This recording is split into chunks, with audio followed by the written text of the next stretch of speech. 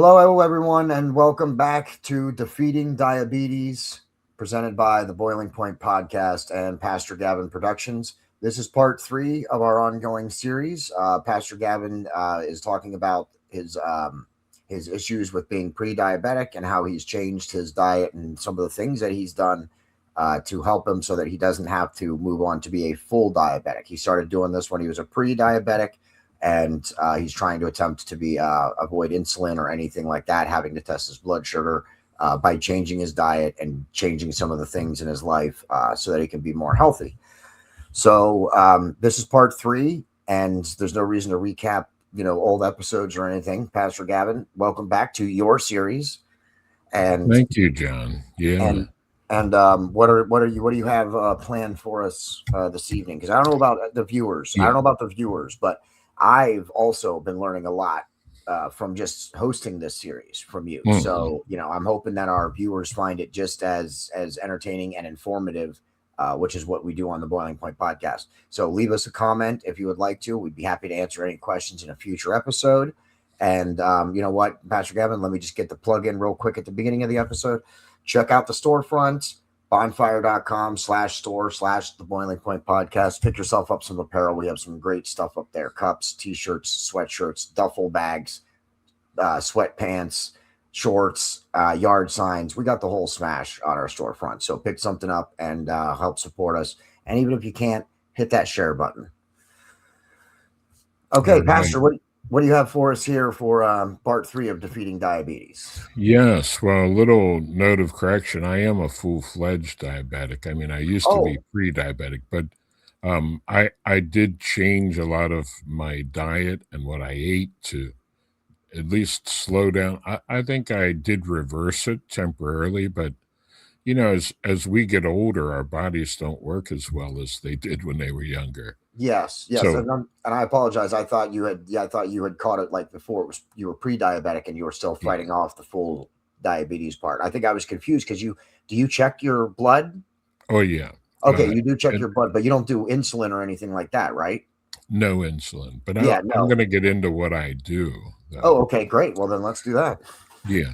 Okay, well, first of all, I want to give to our viewers a little disclaimer and remind you that I'm not a doctor.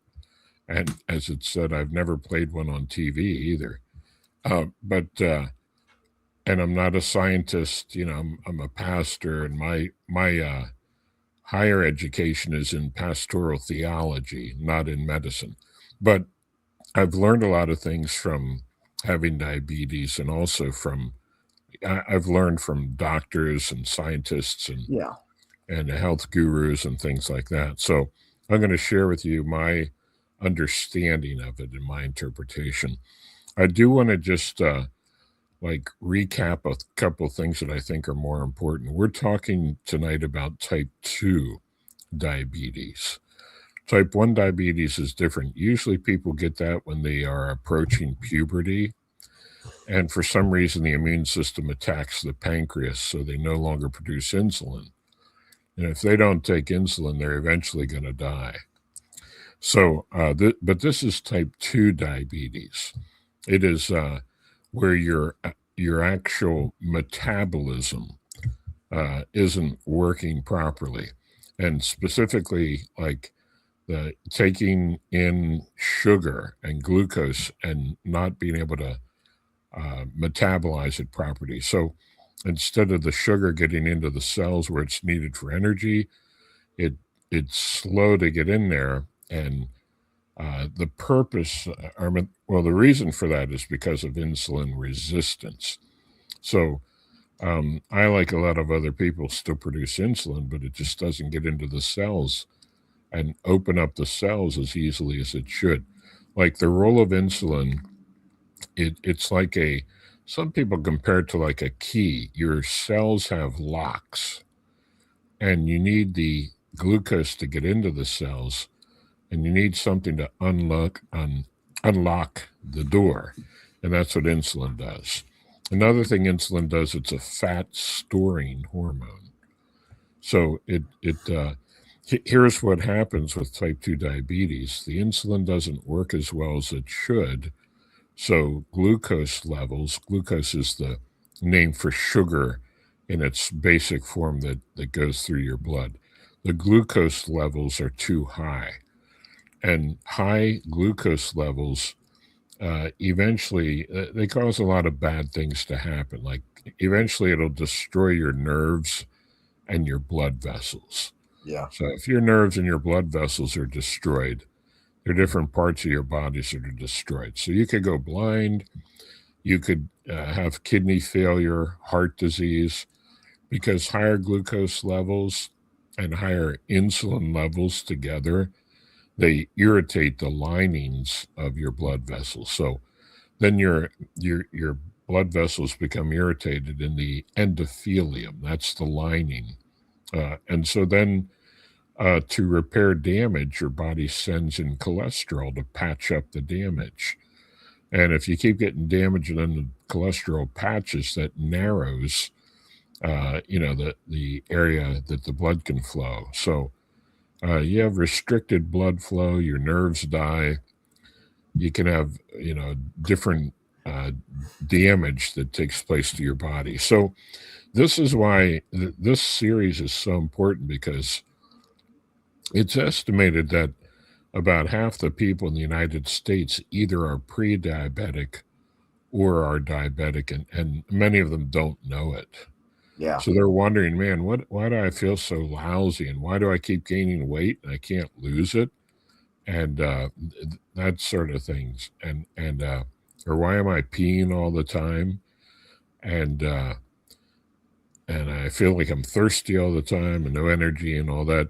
And it could be that they're diabetic and they don't know it. So this is what I recommend to everybody, that if you get your annual physical, I'd recommend you do. Uh, Ask your doctor to give you an HA1C test. That's the hemoglobin A1C test. It measures like your average blood sugar levels that would be true over a 3-month period. The reason why it encompasses a 3-month period is because your blood cells live to about 3 months, and then they die, and then your body makes new cells and replaces those blood cells. So they can tell by that test how much glucose is in your red blood cells, and gauge, where you are on the compendium of, do you have diabetes? Are you pre-diabetic, or are you on the way there? So, uh, see, it's not about lifespan. It's more about health span, or your well span. In other words, it's not that I'm trying to live as long as I can. While I'm living, I'm going to try to be as healthy as I can. And what I want to point out to our listeners is, if you find out you're diabetic, or you keep eating in a way that's going to lead to diabetes, you ignore it at your own peril. Yeah. Because it's not like, oh, I don't care, I'm going to eat what I want and live the way I want, and then I'll just die younger. Well, you're going to die an agonizing death, because some people, they develop kidney disease from diabetes, and some people, they lose blood flow in their legs and they have to have their legs amputated. Do you Yeah. really want that? And some of them, it affects their eyes and they go blind. Yeah. D- Is that how you want to spend your senior years? Like, you know, decrepit and not able to take care of yourself, and so it's very serious. That's why I think it's important for our listeners to learn about this. Well, John, what I'd like to do is go over the old way of treating diabetes, and Okay. then the way that's more prevalent now, that we're learning more about it, how to do a better job at it, and kind of go from there. All right. So here's the old way of treating it. Someone finds out they're diabetic, so their doctor prescribes insulin for them. So they get on insulin, they inject it, depending on how bad they are.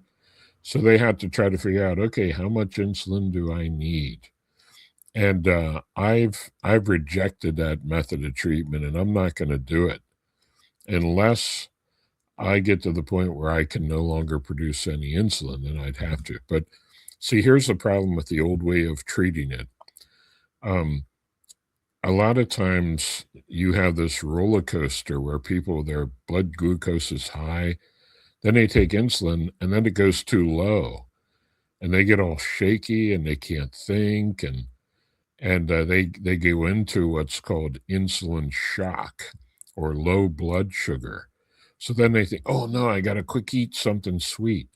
They even make glucose pills, like sugar pills that you eat to bring your glucose back up.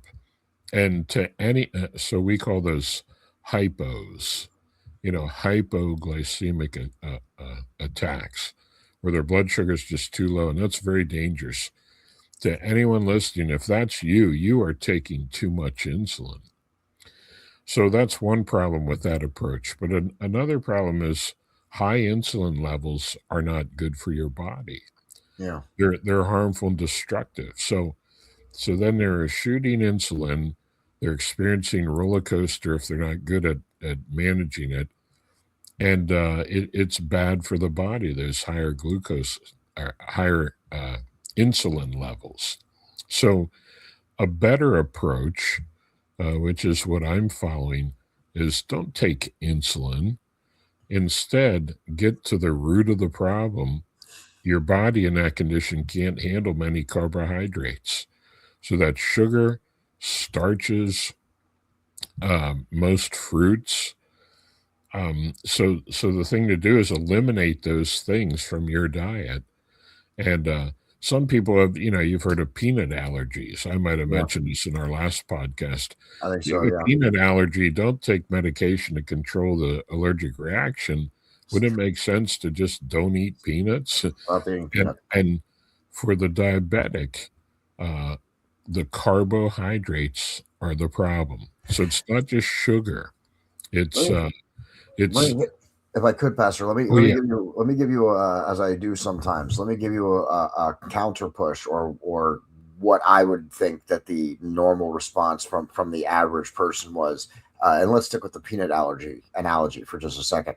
So, but Pastor, if I have a peanut allergy and I take this medication, I really enjoy peanuts, so I can eat these peanuts as long as I take this medication.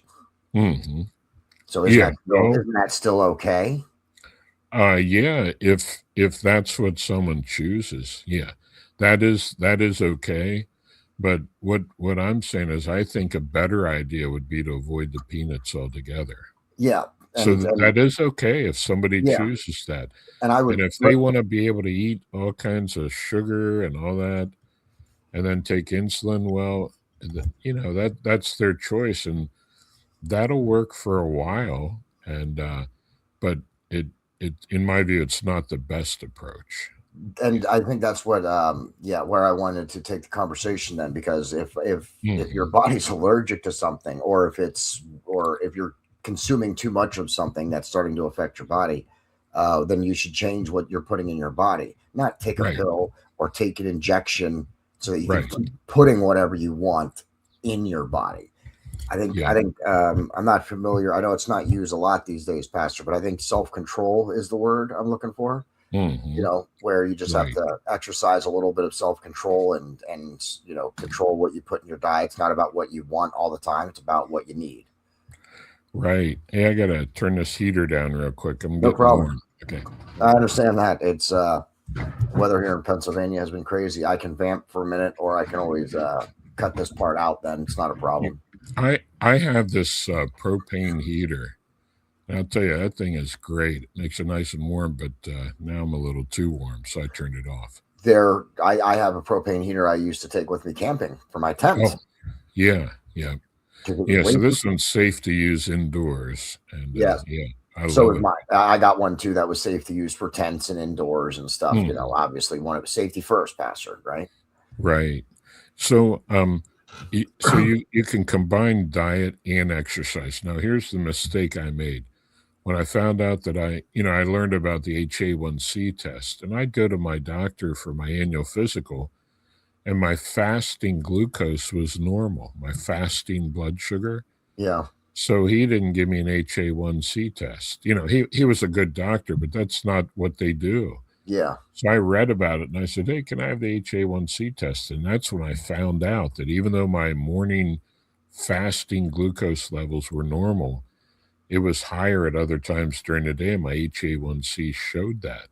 So that's when I found out I was pre-diabetic. So um, he said, you know, and I know I shared this the last time, but I think it's important to repeat.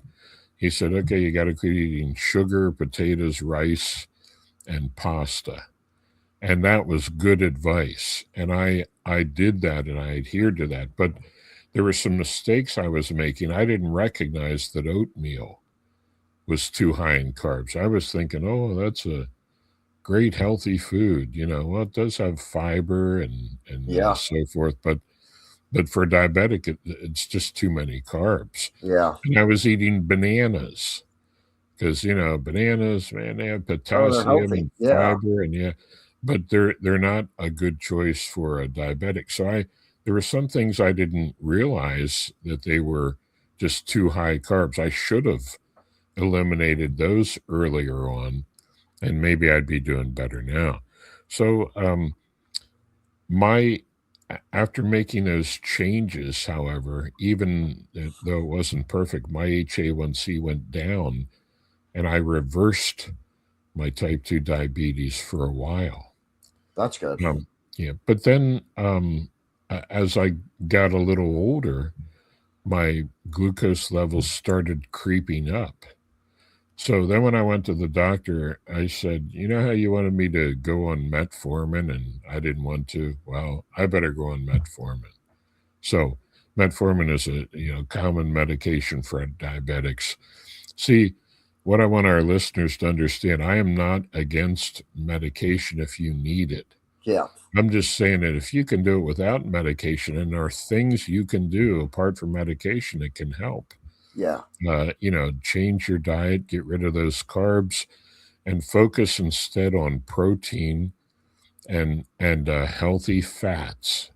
So healthy fats would be fats like butter and what they used to say saturated fats are bad, but now if you don't eat the carbohydrates, you can eat more fat. But the unhealthy fats would be seed oil fats like peanut oil, soybean oil, canola oil, those highly refined so-called vegetable oils that are Yeah. actually seed oils. Now, if you get good uh, first cold pressed olive oil, that's good. That's good for you. Uh, so typically, like for breakfast, I'll eat 2 eggs and an avocado. Now, avocados are really good for you. They have fiber, other nutrients, magnesium, and they're high in good fats. Yeah. And I'm if you not. go into if I'm not a fan so much of avocados well, personally. well, if I thought I'm going to try them. If you go Yeah. in the average grocery store, they're pretty expensive, but the best place to buy them is at Walmart. Walmart sells them cheap. They're usually less than $1. I think right now they're running about 58 cents an avocado at Walmart. Wow. So that's where I buy them. Yeah. And you see, by themselves, you're right, they're not that great. Yeah. But I cut them open and put salt and pepper on them. And you could put different spices on it. So with the Yeah. salt and the pepper and the spices, I have this stuff, it's called nutritional yeast. It's deactivated nutritional yeast. It's yeast that they make or something and dry it out, and it's really high in B vitamins. Okay. So and it sort of has my wife doesn't like them, but I like it. It has sort of a cheesy kind of taste, and I sprinkle that on avocados. So yeah, by themselves they're kind of bland. Yeah. But did you ever eat guacamole? I'm not a fan of guacamole either. Oh, okay. Yeah. So I think that I'm. might Yeah. I not think be a good fit for you. yeah. It's that whole kind of style of like I don't. I just don't have the palate for that style Mhm. of taste. Yeah. So that's something I eat. And That's then interesting. You know that the avocados would be. would be something that would help you with that. That's certainly interesting, though. Right. Yeah. And I pretty much stay away from fruit. Mostly what I eat are berries. Like I have blackberry bushes. So I grow, organically grown blackberries, and I eat them when they're coming in on the bush. They grow all summer long, and I freeze them too. Yeah, So, and sometimes I eat some blueberries or strawberries. Berries are lower in carbohydrates. They just have a low natural sugar content, lower than most fruit. yeah, And not only that, but a lot of fruit that we eat, uh, humans have gotten so good at producing good varieties that taste really good. But the downside is they have more natural sugar in them. They're higher yeah. in carbs. They taste good, but so I've had to lay off fruit now.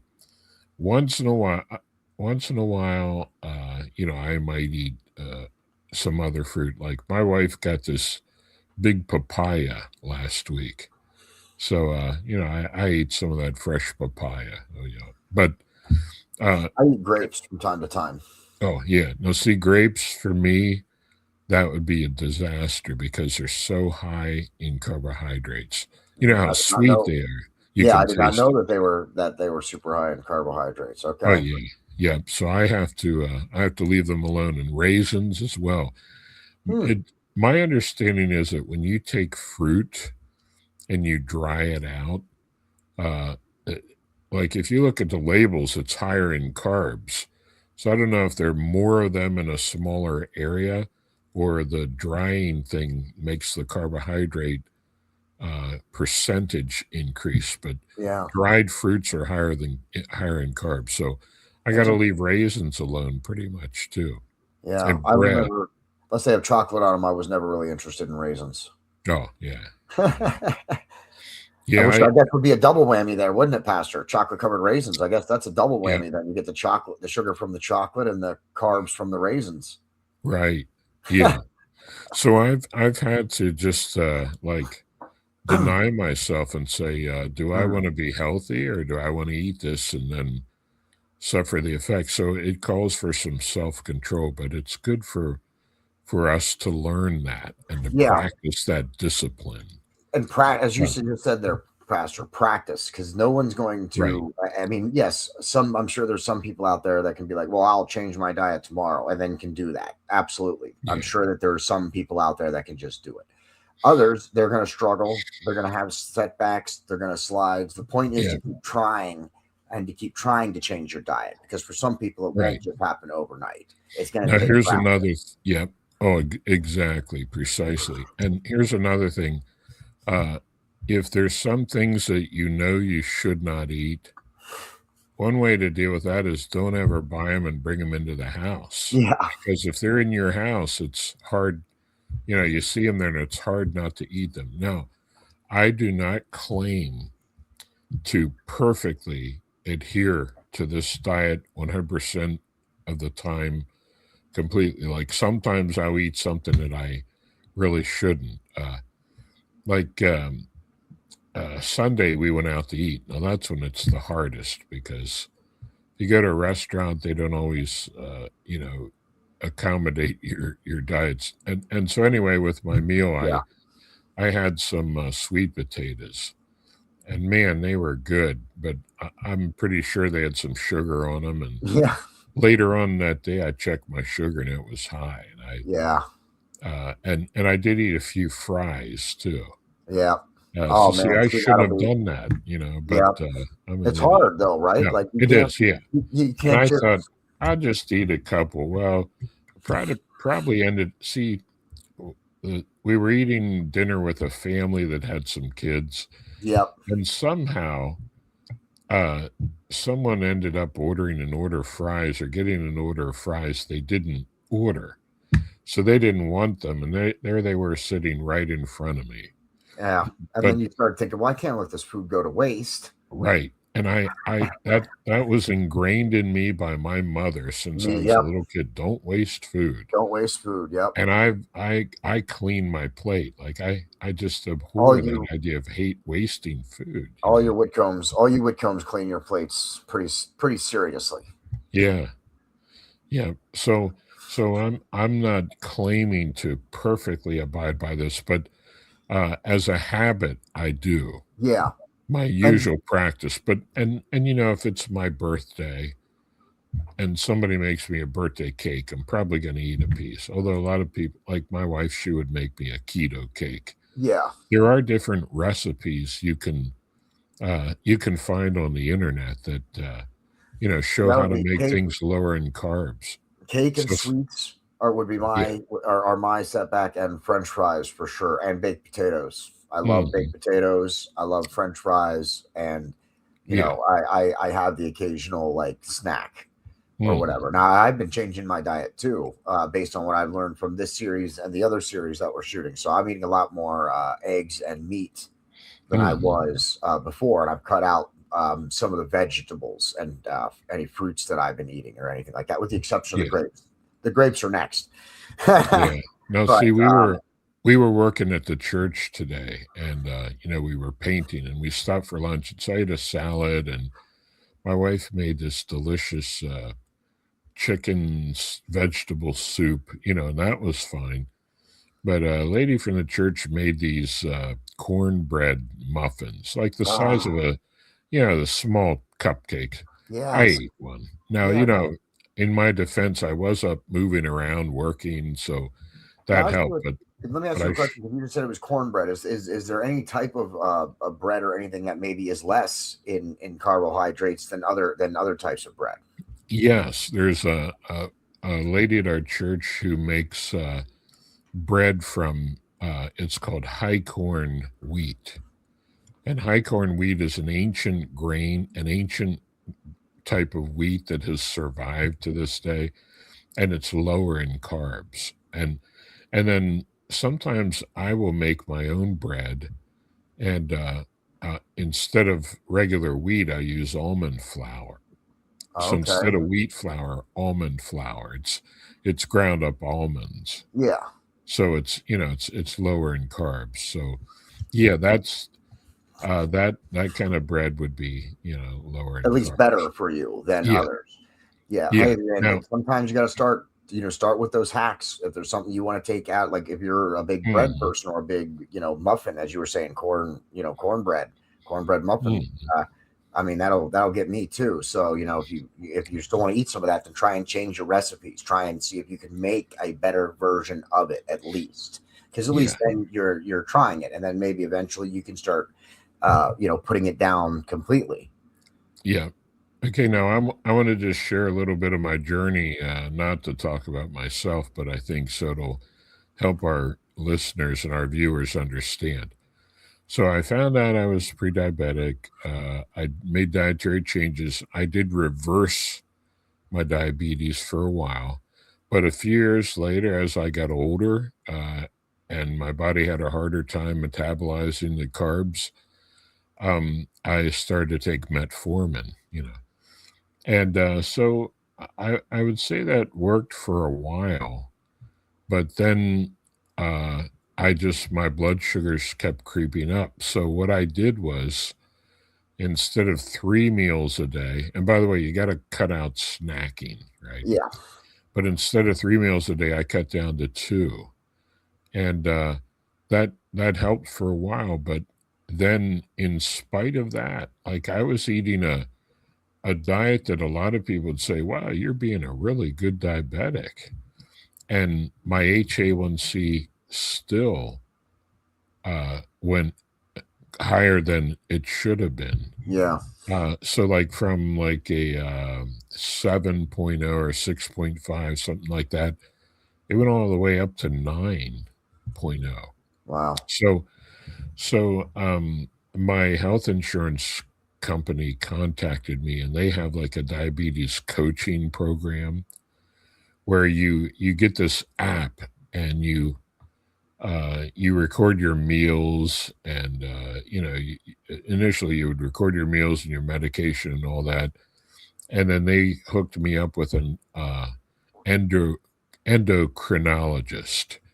Endocrinology is a study of like hormones and glands, so different things with the glands of your body and the hormones and stuff like that, an endocrine system. And so I was reluctant to do this. I hated to do this, but what I was doing was helping certainly, but not enough. Yeah. And so I began a medication called Mounjaro. So it's a GLP-1 and GLP agonist.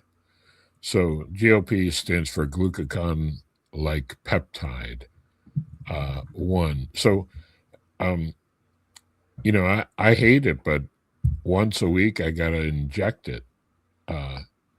So there's some people like me that even though you're doing the right things, still it gets worse.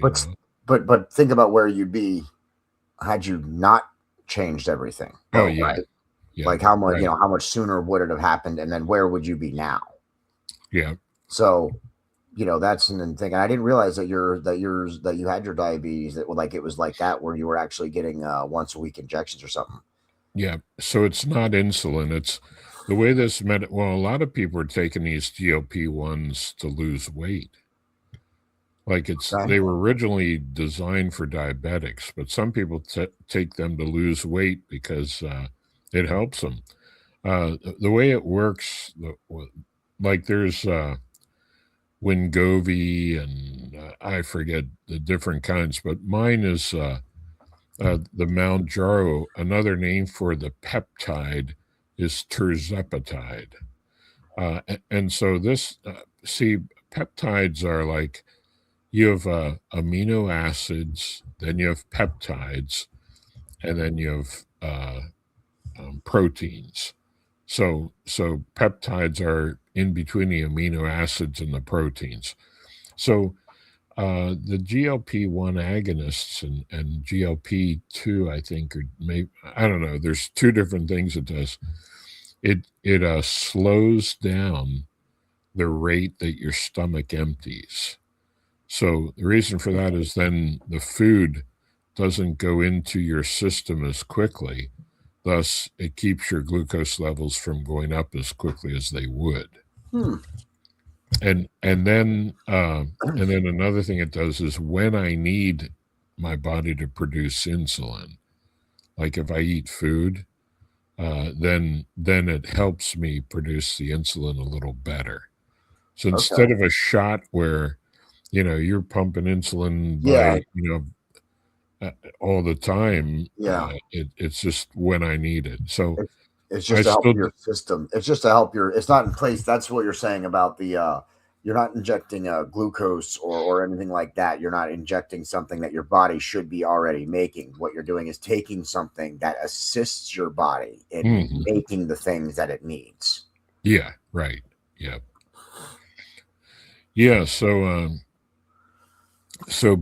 because I've taken these steps and made these changes, like you said, I'd be a lot worse if I hadn't have made these changes. Yeah. So I still do 2 meals a day. I try to stay low carb, and then I fast. I try to eat within a 6 to 8 hour eating window, and the rest of the time I fast. So the purpose of that fasting is really good for you because it allows your body to get rid of the glucose. It gets those insulin levels down so that you can burn fat then. And typically you would burn the fat while you sleep. And it helps me control the blood sugar better. So with that medication, my HA1C went from like a 9.1 down to a 7.0. So 7.0 is a little high, but not where it was. Not as bad as a 9.1. So this stuff works. So So yeah, a lot of people are taking it to lose weight. That's Yeah. interesting. And you're using it for your sugar. Yeah, which is what it was originally designed for. So there are people like on YouTube primarily that I've learned a lot from that have really helped me. And so there's a guy named Dr. Barry. I forget his first name, but he has a lot of good advice about eating and low carb diet and controlling your blood sugar.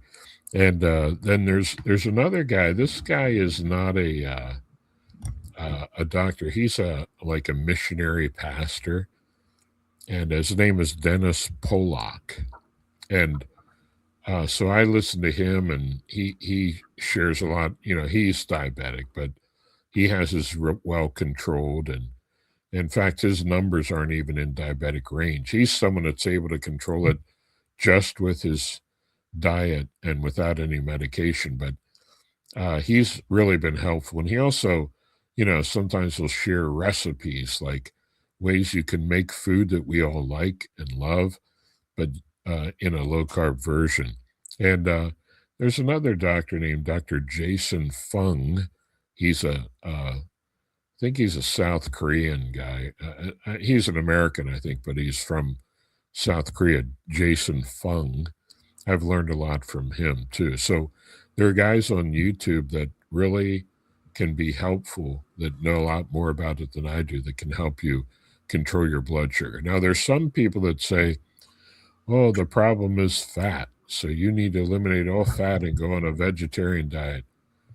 I don't agree with those guys. And it just, uh, if you go vegetarian, there are a lot of nutrients you're going to miss out on Yeah. that you get from meat. There's things in meat that are just so good for you, and you're going to have a hard time getting the fats you need too. Yeah. You absolutely have to eat fat, and you absolutely have to eat protein. You'll die if you don't get any fat or any protein, but you will not die if you don't eat any carbohydrates. Yeah.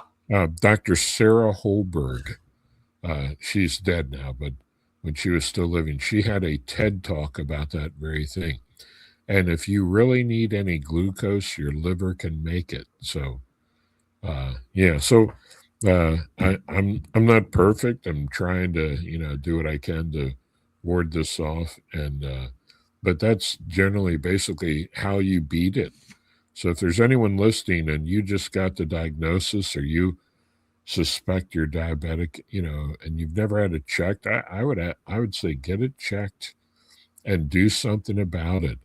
Don't wait till your nerves and your blood vessels are destroyed and you die a slow, agonizing death with all kinds of sickness and maladies. And no, take care of yourself the best you can. Yeah. You know, Absolutely. And that's a good place to end this episode. I think we've talked about diet and some of that stuff a little yeah. bit now. I think I think the next episode, Pastor, if you're down, unless you had something else planned, we might probably talk about some exercise and some stuff like that in the next episode. So, Yeah.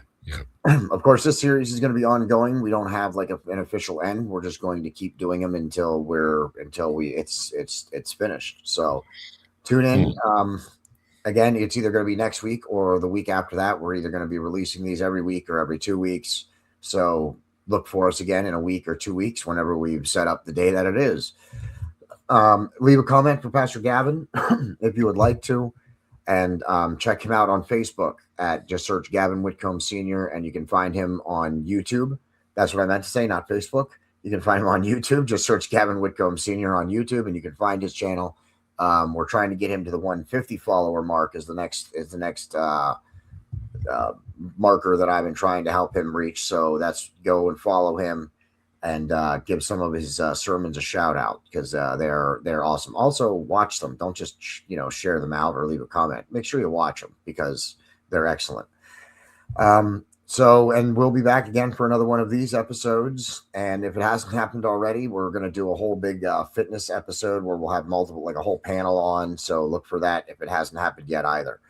And if it has already happened, then go back and give it a watch if you haven't yet. It's always weird doing these recordings, Pastor, before we release them, because then you're talking about things that could be yet to come or things that have already happened behind you. Yeah. So let's just cover all the bases. Go back and watch Sounds it good. or stay tuned for it. One or the other. Right. And did I forget anything, Pastor? No, that's it. Thanks for being with us. Yep. All right. And this is not the end, only the beginning.